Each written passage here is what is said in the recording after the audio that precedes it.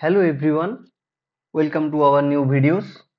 আজকের ভিডিওস হলো আজকের ভিডিওসের টপিক হলো জাভাস্ক্রিপ্টের কিওয়ার্ডস। এবার জাভাস্ক্রিপ্টের কিওয়ার্ডস মানে কি? জাভাস্ক্রিপ্টের কিওয়ার্ডস এর ক্ষেত্রে আমরা আজকে ভ্যারিয়েবল চেক করব যে what is variables in JavaScript. JavaScript যে আমরা ইউজ করছি, এর আগের টপিকে আমরা অলরেডি ভ্যারিয়েবল কি সেটা তোমাদেরকে বলে এসেছি। আবার আজকে শুরু থেকে আমি বলছি ভ্যারিয়েবল কি। Variable is a JavaScript like a container where we store data. The stored data can be reused, updated and manipulated throughout the program. জাভাস্ক্রিপ্টের ভ্যারিয়েবল আমরা একটা কন্টেনারের মতো করে দেখতে পারি। কন্টেনারের মতো করে বলতে আমি রিয়েল ওয়ার্ল্ডের প্রোগ্রামে তোমাদেরকে দেখাচ্ছি। সাপোজ আমরা একটা কন্টেনার ক্রিয়েট করলাম, ধরে নাও এটা একটা কন্টেনার, ঠিক আছে? এটা একটা কন্টেনার। আরো একটা কন্টেনার ক্রিয়েট করে নিই, এটা একটা কন্টেনার, ঠিক আছে? আর আরেকটা কন্টেনার, এটা একটা কন্টেনার। টোটাল তিনটে কন্টেনার ক্রিয়েট করেছে। কেন ক্রিয়েট করেছে আমি তোমাদেরকে পরে বোঝাচ্ছি। আপাতত তিনটে কন্টেনার হিসেবেই তোমরা জেনে রাখো। তো সাপোজ আমাদের এই ভ্যারিয়েবল মানে ধরে নাও কন্টেনার। এই কন্টেনারের মধ্যে এক একটা ভ্যালু রয়েছে। তুমি চাইলে কিছু ভ্যালু অ্যাড করতে পারো। এখানে লিখতে পারো এ ইকুয়াল টু সামথিং। আচ্ছা, এখানে এটা ম্যাক্সিমাইজ হয়ে গিয়েছে তাই লেখাটা একটু খারাপ আসছে। আর এখানে বি ইকুয়াল টু দিতে পারো কোনো কিছু একটা আলাদা নাম্বার। সাপোজ আমি এখানে দিলাম 7 অ্যান্ড আমি এই কন্টেনারে দিলাম সি ইকুয়াল টু 8। তো এই এক একটা কন্টেনার, এই কন্টেনারের মধ্যে আমরা এক একটা কিওয়ার্ডস এর মধ্যে তার ভ্যালু স্টোর করতে পারি, তাই বলেছে এই variable in JavaScript like a container where we store data. আমরা যেখানে ডেটা স্টোর করতে পারি, এই ডেটাকে আমরা আবার ওটাকে রিইউজ করতে পারি, আপডেট করতে পারি, ম্যানিপুলেট করতে পারি। তার ভিত্তিতে আমরা ওইগুলোকে জাভাস্ক্রিপ্টের ভ্যারিয়েবল বলি। আচ্ছা, আমরা জাভাস্ক্রিপ্টের ভ্যারিয়েবল কেন ইউজ করব?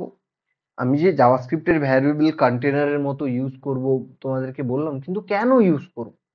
জাভাস্ক্রিপ্টের ভ্যারিয়েবল আমরা এই কারণে ইউজ করব, আমাদেরকে যে কোনো একটা ডেটা স্টোর করে রাখতে হবে।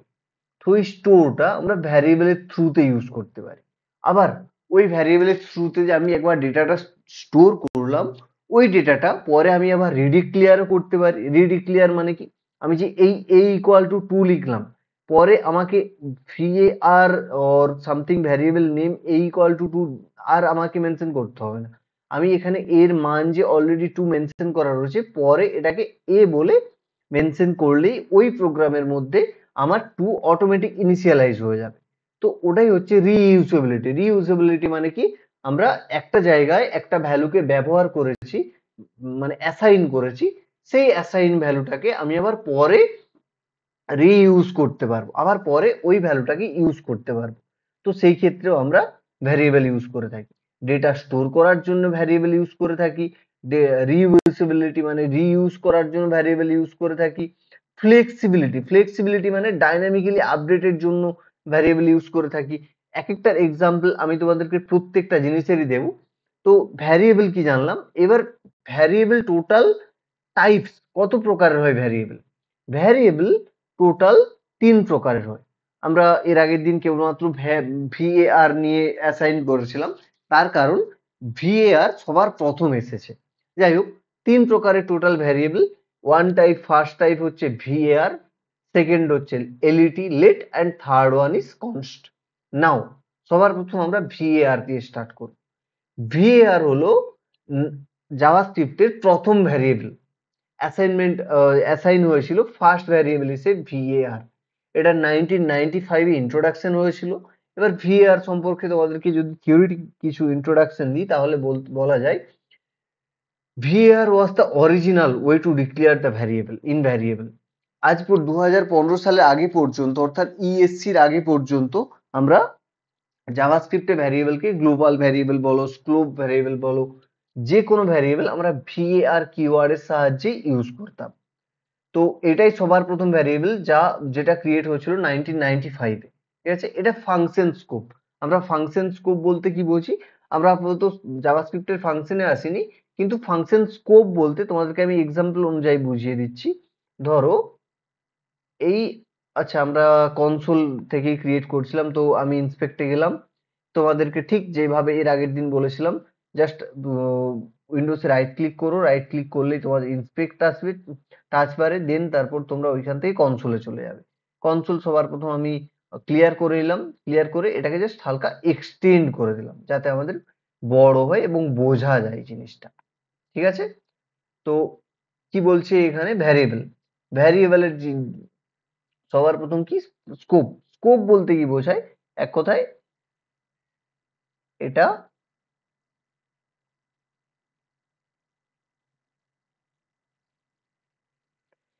এটা হলো একটা স্কোপিং।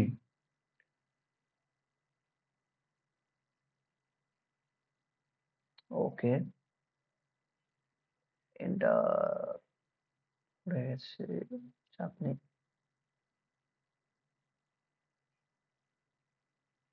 হুম, এটা হলো একটা স্কোপ। স্কোপ মানে কি, এই যে আমি সেকেন্ড ব্র্যাকেট রয়েছি, সেকেন্ড ব্র্যাকেটের মধ্যে আমি ফার্স্ট ব্র্যাকেট অ্যাড করেছি। যেহেতু আমরা এখনো ফাংশনে আসিনি, ফাংশনে আসলে মানে তোমাদেরকে একদম ভালোভাবে বুঝতে পারবে জিনিসটা। তবু ভ্যারিয়েবলের ক্ষেত্রে আমরা স্টেপ বাই স্টেপ যেহেতু এগিয়ে যাচ্ছি, সেহেতু ভ্যারিয়েবলের ক্ষেত্রে স্কোপ বলতে তোমরা আপাতত এটাকেই ধরে নাও।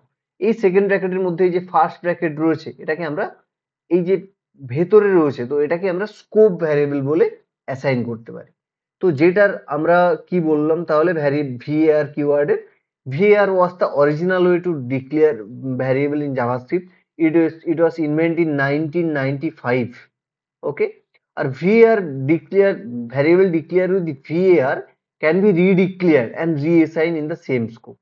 এখন redeclare আর reassign বলতে কি বোঝায়, প্র্যাকটিক্যাল এক্সাম্পলে আসি। প্র্যাকটিক্যাল এক্সাম্পলে আসি, আপাতত এটা আমরা এমটি করে নিই। ওকে, then it is empty. Now we are assigning as a var. যদিও আমরা এর আগের দিন অলরেডি দেখেছি ভ্যারিয়েবল কিভাবে অ্যাসাইন করি, তাতেও আজকে স্টার্ট থেকে বলছি। আমরা সবার প্রথম var কিওয়ার্ড নিলাম। var একটা কিওয়ার্ড, জাভাস্ক্রিপ্টের ভ্যারিয়েবল, আমরা এটাকে কিওয়ার্ড বলছি, যেটা var তিন প্রকারের হয়, একটা var, একটা let, একটা const, তিন টাইপের ভ্যারিয়েবল হয়। সবার প্রথম আমরা var এর অলরেডি থিওরিটিক নলেজ নিলাম। এখন আমরা প্র্যাকটিক্যাল ওয়েতে যে স্কোপ ভ্যারিয়েবল বললো বা এটাকে রিডিক্লিয়ার করা যায়, রিঅ্যাসাইন করা যায়, এগুলো কি বলেছে আমরা প্রত্যেকটার প্র্যাকটিক্যাল এক্সাম্পল দেখে নেব। ওকে, তো সবার প্রথম আমরা দেখব var, আমরা ইউজার নেমে দিয়ে দিচ্ছি user name equal to Alice. Okay, Alice তো কি নেব, আমরা স্ট্রিং এর মধ্যে নেব, ALIC, var অ্যালাইস নিলাম।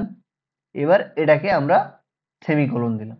আচ্ছা, সেমিকোলন মানে কি, সেমিকোলন মানে তোমাদেরকে একটা খুব সহজ এক্সাম্পল দিয়ে দিচ্ছি, এবং খুব সহজভাবে বলতে গেলে, আমরা যখন কোনো ইংলিশ লেটার লিখি বা কোনো একটা প্যারাগ্রাফ লিখি, প্যারাগ্রাফের মাঝে যেমন আমরা ফুল স্টপ অ্যাড করি, এক কথায় আমাদের সেমিকোলন মানে ওই ফুল স্টপই বলতে পারি। ঠিক আছে, মানে এই লাইনে এইখানেই শেষ হলো, var user name equal to Alice, এরপরে আমি যদি সেমিকোলন দিয়ে দিই, যতক্ষণ না আমি পর্যন্ত কমেন্ট লাইন ইউজ করি, কমেন্ট লাইন তোমাদেরকে এর আগের দিন শিখিয়েছিলাম, ডাবল ব্যাকস্ল্যাশ, তো এই কমেন্ট লাইন যতক্ষণ না পর্যন্ত ইউজ করি, ততক্ষণ পর্যন্ত, মানে কমেন্ট লাইন মানে অলরেডি আমরা ওটাকে কোনো পরিমাণে অ্যাসাইনই করছি না, ওটা আমাদের কাছে উপেক্ষিত ভাবেই থাকছে।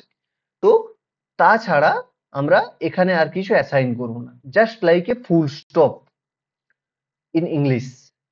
যাই হোক, তো আমরা var অ্যালাইস অ্যাসাইন করলাম। এবার আমি যদি কনসোল লগ করি, ওকে, এখানে এটা আসবে না, আনএক্সপেক্টেড টোকেন চলে আসছে।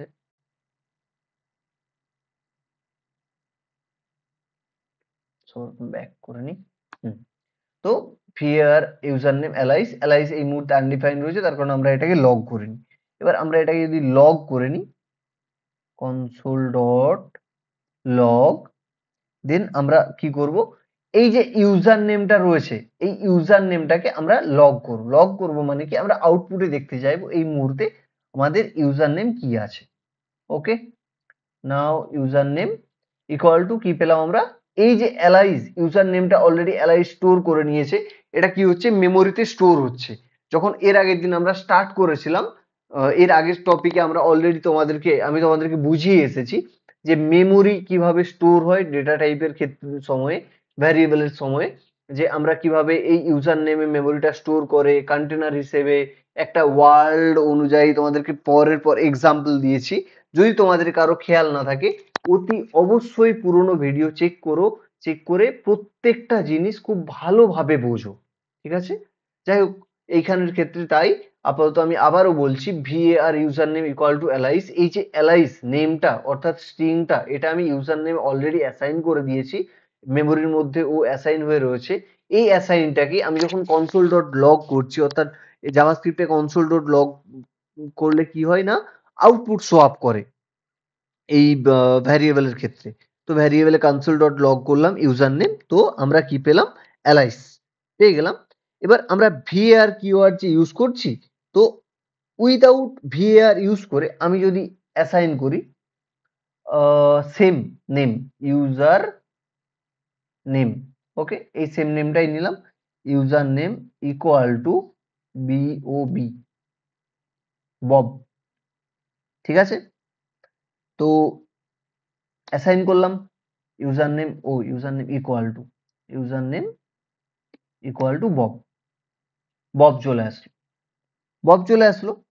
কিন্তু আমরা এখানে অলরেডি অ্যাসাইন করেছিলাম, মানে সবার প্রথম আমরা অ্যাসাইন করেছিলাম এখানে অ্যালাইস, অ্যালাইস কনসোল লগ করলাম, অ্যালাইস আসলো। এবার ইউজার নেমে অলরেডি অ্যালাইস স্টোর ছিল, আমরা তারপর ইউজার নেমে বব স্টোর করেছি, ঠিক আছে। তখন আমাদের বব চলে আসলো। তো আমরা কি করলাম, রিঅ্যাসাইন করলাম। এখন যদি আমরা নতুন করে কনসোল লগ ইউজার নেম করি, আচ্ছা কনসোল লগ ইউজার নেম, তো তাহলে আমাদের বব আসবে, বব, ওকে।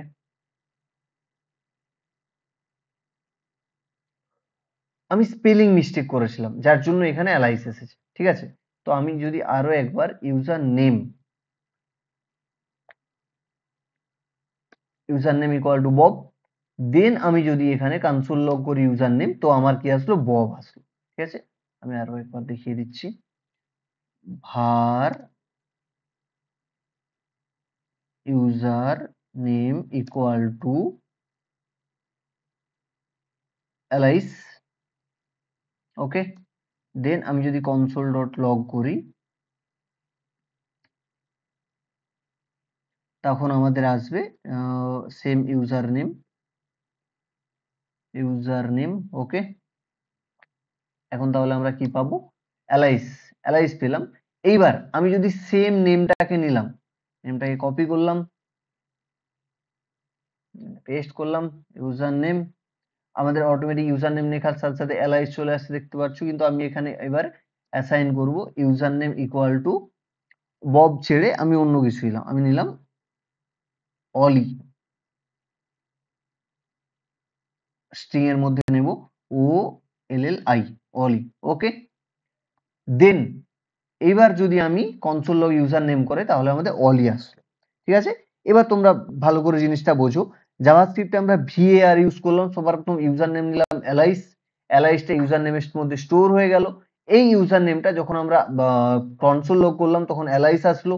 এরপর আবার যখন আমরা ইউজার নেম সেম নেম দিয়ে, অর্থাৎ সেম ভ্যারিয়েবল নেম দিয়ে যখন আমরা অলি নামে আলাদা নাম দিলাম, তখন আমরা অর্থাৎ রিঅ্যাসাইন করলাম। ওটার মানে কি করা, রিঅ্যাসাইন যখন করলাম, তখন আমাদের ক্ষেত্রে আবার ওই রিঅ্যাসাইন নামটা আসলো, ঠিক আছে, যখন আমরা var ইউজ করছি। আবার আমি যদি আলাদা করে সেম নাম দিয়ে উইদাউট অনলি ডিক্লিয়ারেশন আমি যদি করি var same user name equal two Charlie, ওকে, ডিফারেন্ট নেম CHARLI, চার্লি যদি করি, দেন সেমিকোলন, ওকে, ডিফাইন। এবার যদি আমি ইউজার নেম অ্যাড করি, তো আমাদের কি চার্লি আসলো। এখন এটাতে কি করলাম, এটাতে আমরা রিডিক্লিয়ার করলাম, ভ্যারিয়েবলকে রিডিক্লিয়ার করলাম। এবার রিডিক্লিয়ার রিঅ্যাসাইন অ্যান্ড অ্যাসাইন, তিনটে জিনিস ভালোভাবে তোমরা বোঝো। সবার প্রথম এই যে var user name equal to Alice, এটা হচ্ছে আমি অ্যাসাইন করলাম ফার্স্ট টাইম, ঠিক আছে, এটা হলো অ্যাসাইন। সেকেন্ড এই লগ করলাম, অ্যালাইন আসলো। সেকেন্ড টাইম যখন আমি user name equal two OLLI অলি দিলাম, তো তখন আমি var ডিক্লেয়ার করিনি, ঠিক আছে। তো ওইখানে আমি কি করলাম, রিঅ্যাসাইন করলাম, এটা রিঅ্যাসাইন। তার কারণ এখানে আমি ভ্যারিয়েবল কিওয়ার্ড তো অ্যাড করিনি, কেবলমাত্র ইউজার নেম অর্থাৎ ভ্যারিয়েবল নেমটা অ্যাড করেছি ইকুয়াল টু ওলি। তো রিঅ্যাসাইন করলাম, রিঅ্যাসাইন করার পর লগ যখন করলাম তখন আমরা কি আসলাম, OLLI অলি পেলাম, সেম যেটা নেম পুট করেছিলাম। থার্ড টাইমে আমরা কি করছি, থার্ড টাইমে রিডিক্লেয়ার করছি।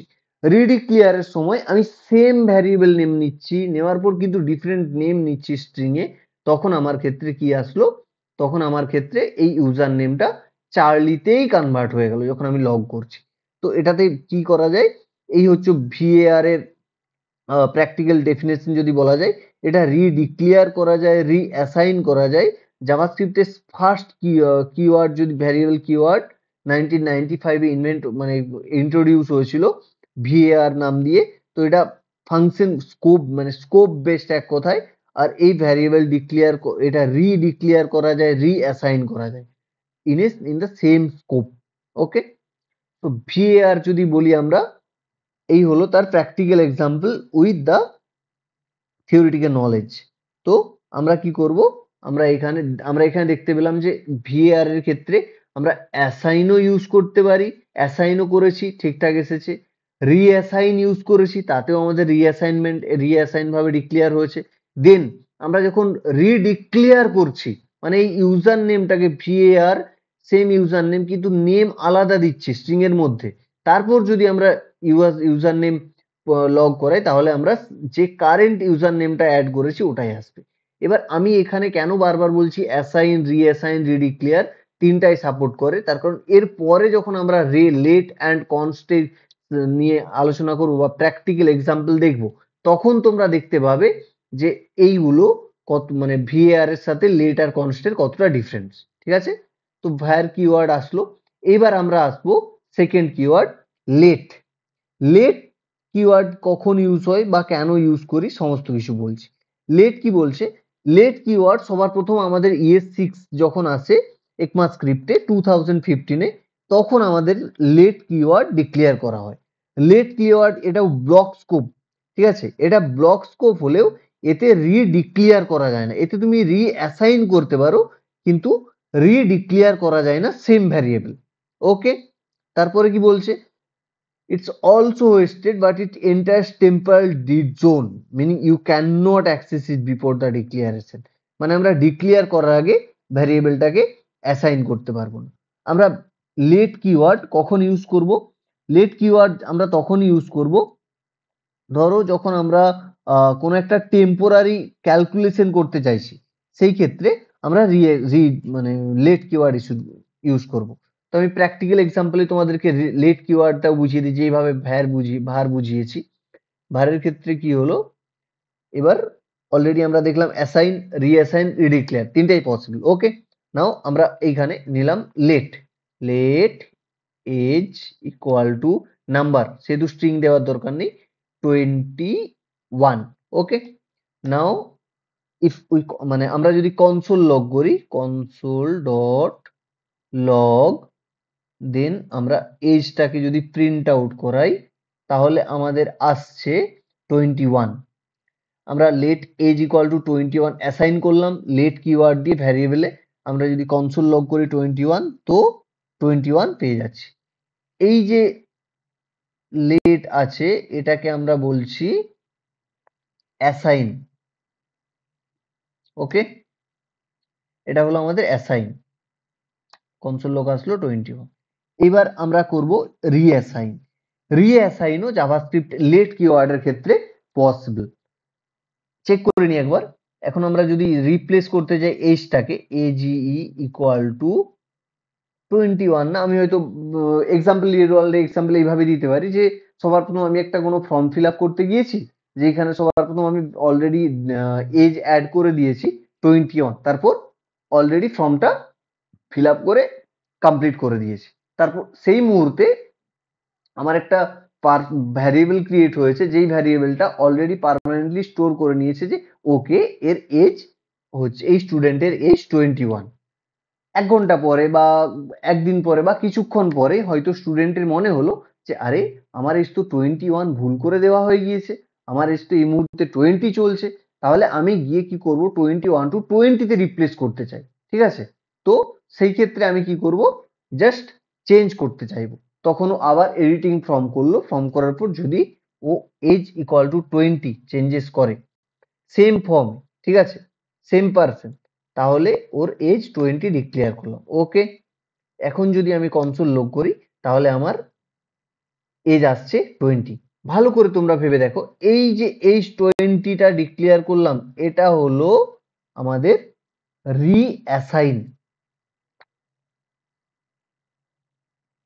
ওকে, রিঅ্যাসাইন দেন এজ 20। তো কি করলাম আমরা, লেট কিওয়ার্ডের ক্ষেত্রে আমরা সবার প্রথম একটা এজ অ্যাসাইন করলাম। এজ অ্যাসাইন করার পর আমরা ওটাকে ডিক্লেয়ার করতে চাইলাম। ডিক্লেয়ার করার পর আমরা দেখলাম যে হ্যাঁ, সবার প্রথম এজ দিয়েছি 20 এবং এটা প্রিন্ট আউট করেছি, 21 দিয়েছি, 21ই এসেছে।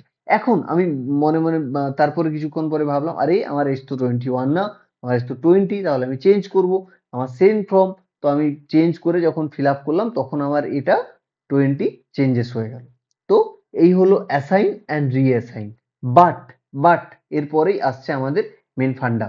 ফান্ডা কি আসছে, যে আমরা জাভাস্ক্রিপ্টে যখন লেট কিওয়ার্ড ইউজ করব তখন কিন্তু আমরা কোনোভাবেই ওটাকে রি রিডিক্লেয়ার করতে পারবো না।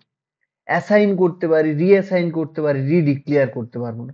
রিডিক্লেয়ার মানে কি, let same age equal to, আমি যদি পরে দিই 22, ওকে, তাহলে এখন যদি আমি কনসোল লগ করাই এজ, ওকে, আমাদের এটা আসছে রিডিক্লেয়ার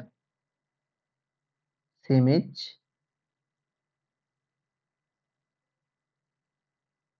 এজ